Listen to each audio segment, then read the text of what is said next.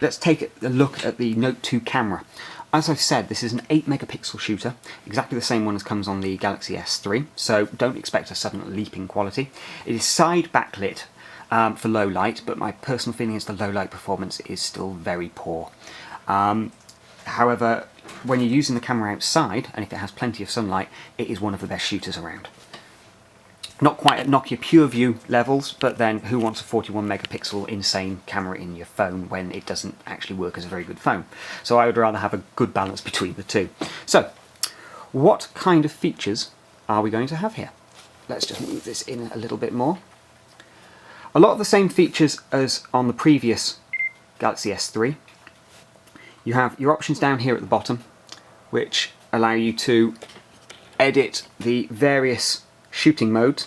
You have a host of different shooting modes, from burst, best photo, which will take a series of shots and then show you what it thinks is the best one. Best face, which is the same principle again but using faces. Face detection, panorama, share shot, the now obligatory HDR mode, beauty, smile shot, low light, and a buddy photo share.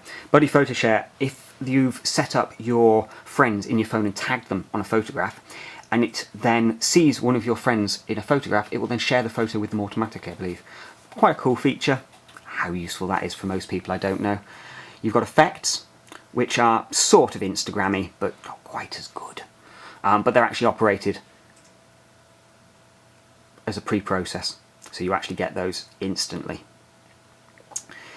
You also have exposure values, the focusing mode, which can be metered or spot, or center weighted, I think, white balance, the ISOs, outdoor visibility, which really just appears to be a contrast booster if you ask me, an auto contrast, which basically just blows out the contrast on your images, makes them look a little bit 1970s.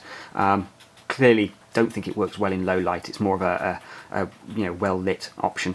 Anti-shake, which just makes sure that the image is absolutely stable before it actually fires the shutter, just allowing you that extra fraction of a second just to get the image perfect. You can take pictures using voice, you can GPS tag, and then obviously you've got your image quality and your storage options as well. Now, the real surprise on this device was actually in video. You got all of the same features again that you would normally expect.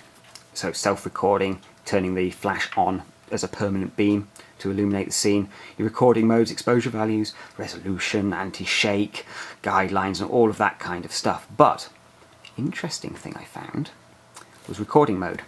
Now in here you've got limit for MMS, which is normal, we've seen that before on the S3, but then we have slow motion and fast motion. Now what these do is allow you to record very, very fast moving things but slow them right down, and you can slow them down by a quarter, a half, or 1/8. What actually happens is the image sensor inside reduces the quality down to about 480p, and that allows it to run much, much quicker at grabbing the images and then slow down that footage. And what you find is really nice kind of slow, smooth motion without a lot of motion blur. And it works remarkably well, actually. Even though it has dropped the quality, it's still passable. And you know, if you're out and you just need to take a picture of some cars going around a track, or kids playing with a football or something like that, something where you've got a lot of fast motion, it really makes a difference. You do lose sound quality, unfortunately, as you might expect, but even so, a really nice little feature. Quite a surprise to just see it sitting in there. And again, be nice to see if this gets backported to some of the other devices. In the same vein, you also have fast motion as well.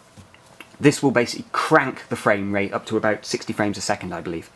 Maybe, surprisingly, it reckons it can even go up to 8 times, which would be, what, nearly 320 to 40 frames a second? I'll have to try that later when I'm outside, and I'll pop some video footage up so you can see the different speed settings. But quite a surprising little feature to have sat inside a phone. Very, very nice indeed. But that is the main features you will find for the camera on the Galaxy Note 2.